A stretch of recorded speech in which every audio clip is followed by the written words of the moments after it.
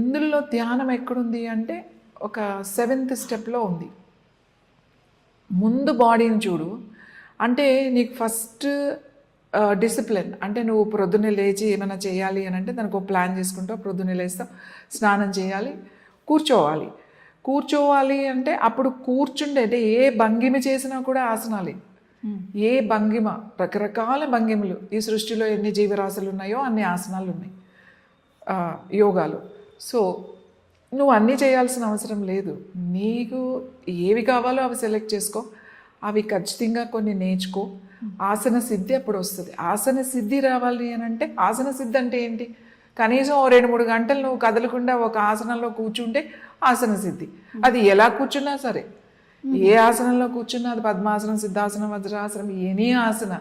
ఇది అడ్వాన్స్డ్ లేకపోతే ఇది బేసిక్ అనేది లేదు. అలా అనుకుంటే అడ్వాన్స్డ్